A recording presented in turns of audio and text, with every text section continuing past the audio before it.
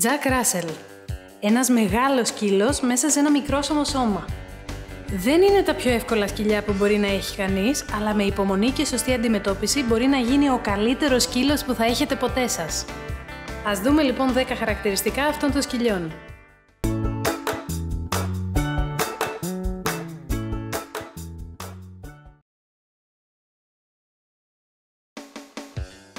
Η ιστορία τους ξεκινά στην Αγγλία, αλλά η ράτσα βασικά εξελίχθηκε στην Αυστραλία.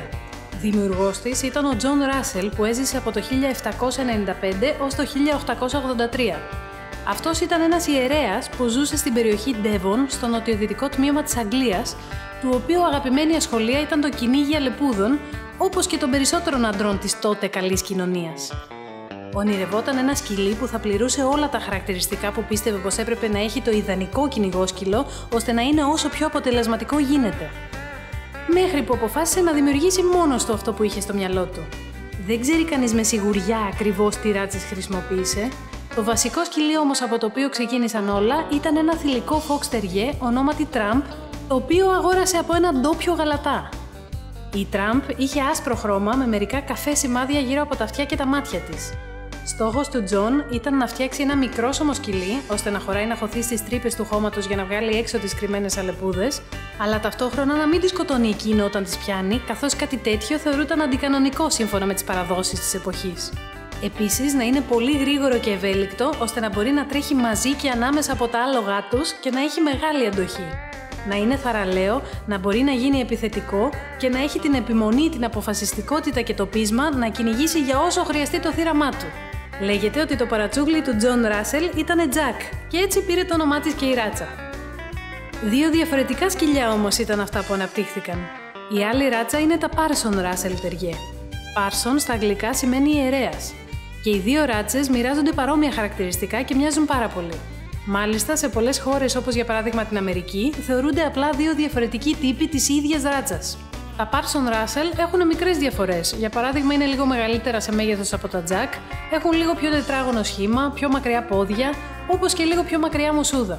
Γενικά, παρόλη τη μεγάλη και παλιά ιστορία αυτών των σκυλιών, άργησαν πολύ να αναγνωριστούν από τον Παγκόσμιο Κινολογικό Οργανισμό, όπου δέχτηκε επίσημα τη ράτσα Parson Russell μόλις το 2001 και αντίστοιχα τα Jack Russell το 2003.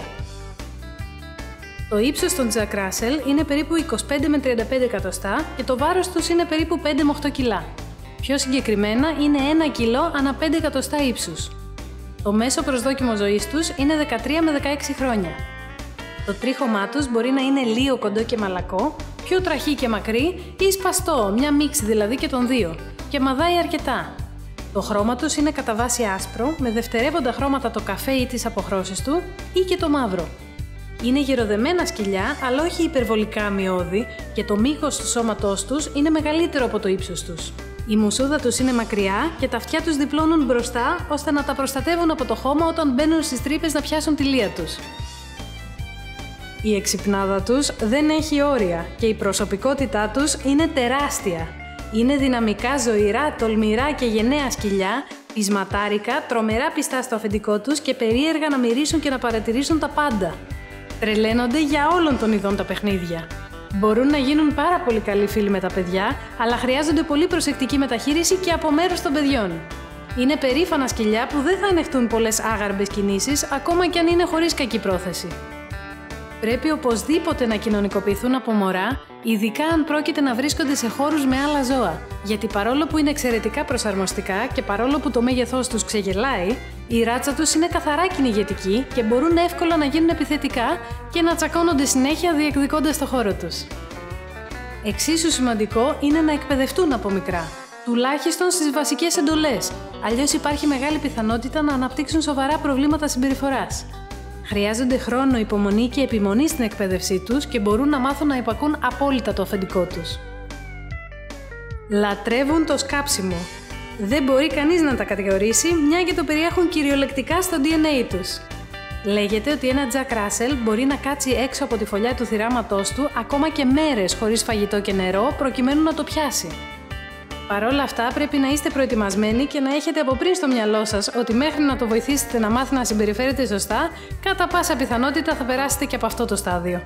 Όπως επίσης καλό είναι και ο φράχτης του κήπου να συνεχίζει αν γίνεται και λίγο πιο κάτω από το χώμα. Πέρα από αυτό όμως, να ξέρετε ότι ένα Jack Russell μπορεί να πηδήξει ακόμα και 1,5 μέτρο. Οπότε γενικά πάρτε τα μέτρα σας. Είναι φοβεροί αθλητές.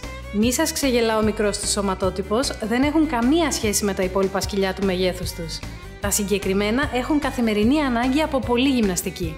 Χρειάζονται μεγάλους περιπάτους, τρέξιμο και πολύ παιχνίδι. Μπορούν να ζήσουν σε ένα μικρό σπίτι ή σε διαμέρισμα μόνο στην περίπτωση που θα μπορεί κάποιος να καλύπτει αυτή την ανάγκη τους με τον ίδιο τρόπο που θα την κάλυπτε σε ένα μεγαλόσωμο σκυλί. Η φήμη ότι ένα Jack Russell είναι καταστροφέας μπορεί να βγει αληθινή μόνο αν το σκυλάκι δεν γυμνάζεται όσο έχει ανάγκη. Είναι αρκετά θορυβώδης ράτσα. Έχουν έντονη προσωπικότητα και τους αρέσει να γαυγίζουν και να απαιτούν την προσοχή των δικών τους ανθρώπων. Έχουν ανάγκη την επικοινωνία και δεν είναι από τα σκυλιά που θα κάτσουν ήρεμα και ακίνητα σε μια γωνίτσα κοντά σας. Θα κάνουν τα πάντα για να τραβήξουν το βλέμμα σας, για να λάβουν τα χάδια σας και για να παίξουν μαζί σας. Το συχνό γάβγισμα μπορεί να ελαχιστοποιηθεί μόνο με την κατάλληλη εκπαίδευση. Έχει πάρει μέρος σε αμέτρητες σειρές της τηλεόρασης σε όλο τον κόσμο ή ακόμα και σε διάσημες ταινίες του Hollywood όπως η Μάσκα με τον Jim Carrey, όπου έγινε παγκοσμίως γνωστό.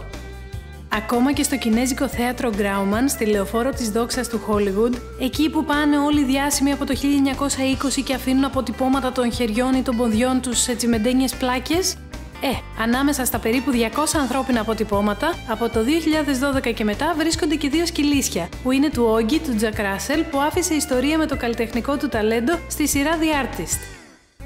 Ένας ακόμα λόγος που τα σκυλιά αυτά βλέπουν συχνά τα φώτα της δημοσιότητας είναι η ηλικία τους. Παρόλο που το μέσο προσδόκιμο ζωής τους, όπως είπαμε, είναι 13 με 16 χρόνια, τα Jack Russell είναι μία από τις ράτσες που συχνά έχουν παρατηρηθεί σκυλιά σε μεγάλες ηλικίες, όπως 18, 20 ή ακόμα και 24 χρονών.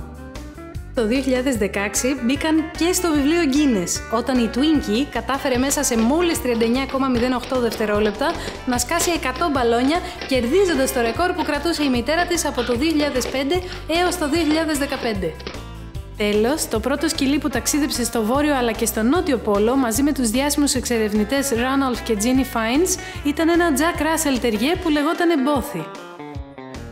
Τα σκυλιά αυτής της ράτσας θεωρείται ότι έχουν μια ευαισθησία στα αυτιά τους και είναι πιθανό μεγαλώνοντας να αναπτύξουν ακουστικά προβλήματα ή και κόφωση. Καλό θα ήταν να ελέγχονται και τα μάτια τους για την πρόληψη γλαυκώματος ή καταράκτη.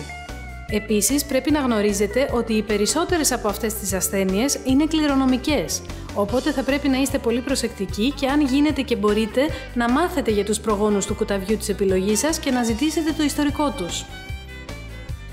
Αν σας άρεσε αυτό το βίντεο, μην ξεχάσετε να του κάνετε like, αλλά και να εγγραφείτε στο κανάλι μας γιατί θα έρθουν κι άλλα.